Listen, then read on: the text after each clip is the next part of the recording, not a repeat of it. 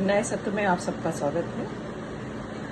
Lucknow university के economics subject में जो सिलेबस फ्रेम किया गया है उसमें मेजर और माइनर के लिए पेपर डिसाइड किए गए हैं। मेजर वालों को दोनों पेपर पढ़ने हैं, माइक्रो इकोनॉमिक्स यानी प्रिंसिपल ऑफ इकोनॉमिक्स का पेपर और इंडियन इकोनॉमी का पेपर, और माइनर वालों को केवल प्रिंसिपल ऑफ इकोनॉमिक्स पढ़ना है। पहले पेपर में आपके जो सिलेबस है वो इस तरह से फ्रेम किया गया है कि केवल इकोनॉमिक्स का इंट्रोडक्शन है, समझ लीजिए। बिल्कुल आपको प्राइमरी चीजें उसके अंदर बताई गई हैं कि इकोनॉमिक्स क्या होता है, इकोनॉमिक्स की विषय सूची क्या है, यानी स्टार्टिंग ही आपकी पहले यूनिट से है। और पहले यूनिट में आपके लिए परिभाषा क्या हो सकती है इकोनॉमिक्स की परिभाषा क्या है, इकोनॉमिक्स को सबसे पहले किसने परिभाषित किया, और उन परिभाषाओं को हम किस प्रकार 4 भागों में बांटते हैं: धन संबंधी परिभाषा, मानव के व्यवहार संबंधी परिभाषा, चॉइस थ्योरी यानी चुनाव की समस्या की परिभाषा, और साथ ही विकास संबंधी परिभाषा। तो पहले यूनिट में इसी के बारे में आपके लिए सिलेबस रखा गया है।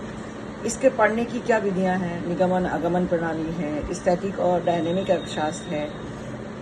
इसके साथ ही इक्विलिब्रियम क्या होता है, यानी संतुलन क्या होता है, संतुलन कैसे कंज्यूमर का संतुलन और फ्रेम का संतुलन स्थापित होता है या फर्म का संतुलन स्थापित होता है, इसके बारे में पूरी डिटेल से आपको इस सिलेबस के अंतर्गत बताया गया है। दूसरा आपका सिलेबस में जो दूसरा आपका है वो यूटिलिटी पर आधारित है, या आप कह लीजिए कि डिमांड थ्योरीज हैं।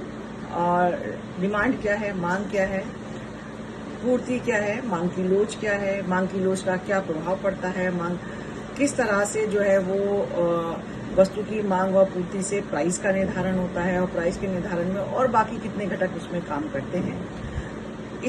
इस सारी बातों का के संबंध में आपको सेकेंड यूनिट में पढ़ाया जाएगा। साथ में किस तरह से आप यूटिलिटी यानी उपयोगिता को किस तरह से आप माप सकते हैं, यानी आप जो है वो उसकी संख्यात्मक गणना कैसे कर सकते हैं। या यूटिलिटी या संतुष्टि जो है वो एक तरह से साइकोलॉजिकल कंसेप्ट है। आप कोई चीज कंज्यूम करते हैं या किसी चीज का उपभोग करते हैं तो उससे प्राप्त होने वाली उपयोगिता आपकी अमूर्त होती है, मतलब इनविजिबल है, लेकिन सेटिस्फेक्शन लेवल आपको पता रहता है कि हमने ये चीज का उपभोग किया तो इससे मुझे किस तरह का सेटिस्फेक्शन प्राप्त हुआ। तो उसी को डॉक्टर मार्शल ने संख्यात्मक गणना के आधार पर बताया है कि अगर हमें नंबर देना पड़े कि हमने कोई एक इकाई का प्रयोग पहले किया तो उससे हमें कितनी उपयोगिता प्राप्त हो रही है, अगर हम नंबरों में डिसाइड करते हैं, नंबरों में उसको हम डिफाइन कर देते हैं तो हमें गणना करने में आसानी हो जाती है।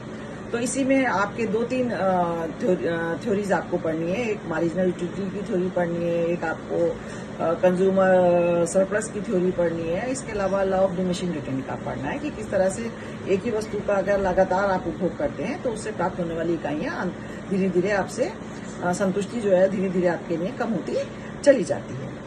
तीसरे के अंदर ही यूटिलिटी का ही दूसरा एक कहना चाहिए थोड़ा सा दूसरा रूप पढ़ेंगे आप कि क्रमवाचक, यानी संतुष्टि जो है वो क्रमवाचक है, यानी प्रेफरेंस वाली है।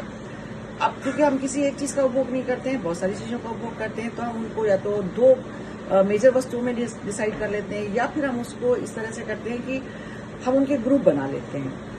अब हम उसमें प्रेफरेंस देते हैं, हम किस वस्तु को ज्यादा पहले उपभोग करना चाहेंगे, दूसरी वस्तु को बाद में उपभोग करना चाहेंगे, प्रेफरेंस के आधार पर, यानी हम अपनी पसंद के आधार पर किस तरह से उपभोग करते हैं और उस पर किस प्रकार से इक्विलिब्रियम कंज्यूमर का इक्विलिब्रियम स्थापित होता है। और साथ ही हमारे इस क्रम में जरूरी रहेगा ये कि हमें उससे जो भी वस्तुओं का क्रम बनाए उससे प्राप्त होने वाली यूटिलिटी हमारी बराबर होनी चाहिए। उस पर हमारे आय का क्या इफेक्ट पड़ेगा, हमारे सब्स्टिट्यूशन इफेक्ट क्या पड़ेंगे, हमारे प्राइस इफेक्ट क्या पड़ेंगे, इस सब के बारे में इसके अंतर्गत बताया गया है। तीसरा आपका प्रोडक्शन है, चौथा इसके अंदर आपका प्रोडक्शन है। प्रोडक्शन के अंदर कैसे हम उत्पादन करते हैं, उत्पत्ति के किस तरह के 5 साधन होते हैं उसके बारे में बताया गया है, और इन उत्पादन को किस तरह से हम उनका मापदंड करते हैं कि उनकी उपभोग में किस तरह से भागीदारी रही, जिसके आधार पर उनका परितोषण डिसाइड किया जाएगा।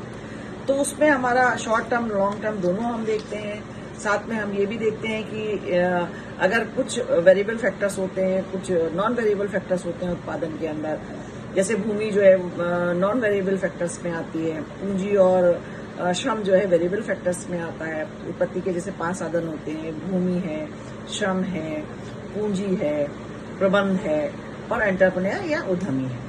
तो ये पांचों मिलकर ही उत्पादन की करते हैं। तो इसके बारे में पूरा का पूरा इस लास्ट यूनिट के अंतर्गत बताया गया है। इंडियन इकोनॉमी के पेपर में आपको जो सिलेबस प्रिस्क्राइब किया गया है वो भारतीय अर्थव्यवस्था के आधार पर किया गया है कि भारतीय अर्थव्यवस्था में नेशनल इनकम क्या होती है, राष्ट्रीय आय किसे कहते हैं और उसका कैलकुलेशन कैसे होता है, उसके अंदर के क्या क्या उसके अंदर और कंपाउंड्स होते हैं उसके बारे में बताया गया है पहले चैप्टर में। दूसरे चैप्टर में बताया गया कि भारतीय अर्थव्यवस्था की विशेषताएं क्या हैं या भारतीय अर्थव्यवस्था में डेवलपमेंट और ग्रोथ के बारे में क्या क्या कहा गया है, इसके बारे में आपका है। इसके अलावा भारतीय अर्थव्यवस्था में जो इस समय स्ट्रक्चरल चेंज हो रहे हैं उसके बारे में आपको बताया जाएगा।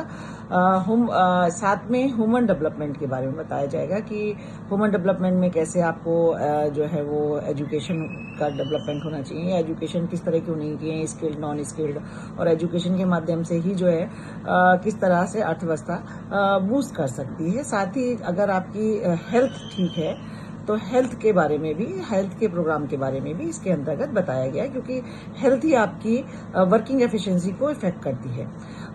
इसके साथ ही इसके अंदर जो है वो पूरी अर्थव्यवस्था के एक इंट्रोडक्शन है कि अर्थव्यवस्था कहते किसे हैं और अर्थव्यवस्था की, भारतीय अर्थव्यवस्था की क्या क्या मेन जो है वो इंडिकेटर्स हैं। दूसरा है पॉपुलेशन एंड डेमोग्राफी यानी जनसंख्या के बारे में है, डेमोग्राफिक पॉलिसीज क्या हैं, भारत की जनसंख्या की नीति क्या है भारत सरकार की।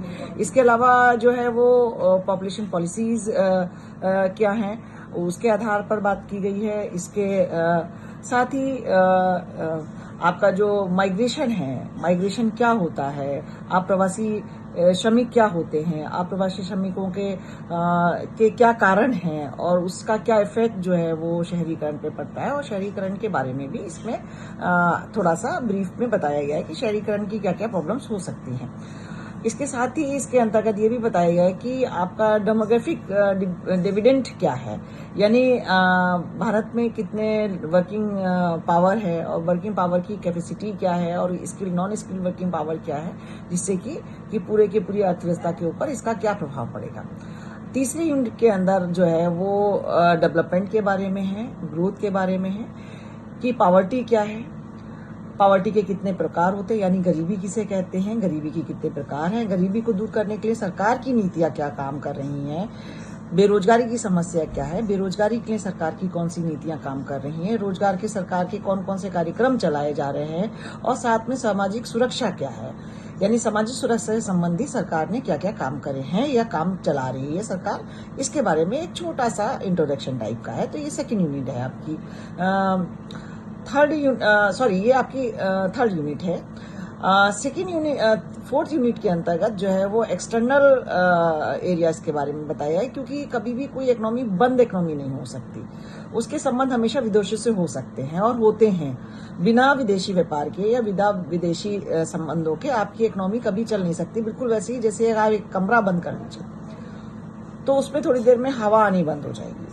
तो विदेशी व्यापार या बाहरी अंतर्राष्ट्रीय संबंध जो हैं वो आपके लिए बिल्कुल बूस्ट करने वाले होते हैं, आपकी इकोनॉमी को आगे बढ़ाने वाले होते हैं। तो उसके बारे में कि भारत का एक्सपोर्ट इंपोर्ट नीति क्या है, भारत के एक्सपोर्ट और इंपोर्ट के अंदर कंपोनेंट कौन कौन से हैं, विदेशी व्यापार के लिए सरकार क्या क्या काम करती है, बैलेंस ऑफ पेमेंट क्या होता है, यानी भुगतान संतुलन क्या है, बैलेंस ऑफ पेमेंट आपका क्या है, आपका जो है फॉरेन एक्सचेंज रेट क्या है, यानी जब आप एक देश से दूसरे देश की ओर जाते हैं, कहीं भी जाते हैं, तो आप अपनी मुद्रा का परिवर्तन दूसरे देश की मुद्रा में कराते हैं। तो उस समय आपके देश की मुद्रा का अनुपात दूसरे देश की मुद्रा के अनुपात से क्या है, वो कैसे डिसाइड होता है। और साथ में सबसे बड़ी बात क्या है कि विदेशी जो मुद्राएं हैं वो हमारे देश में आके इन्वेस्ट होती है, यानी FDI बोलते हैं हम लोग, फॉरेन डायरेक्ट इन्वेस्टमेंट। तो जो FDI है वो हमारे यहाँ कैसे काम करता है और उसके साथ हमारा इन्वेस्टमेंट पोर्टफोलियो जो है वो किस तरह से काम करता है, ये इस फोर्थ वाले आपके जो यूनिट है उसके अंदर इस चीज को डिस्कस किया गया है।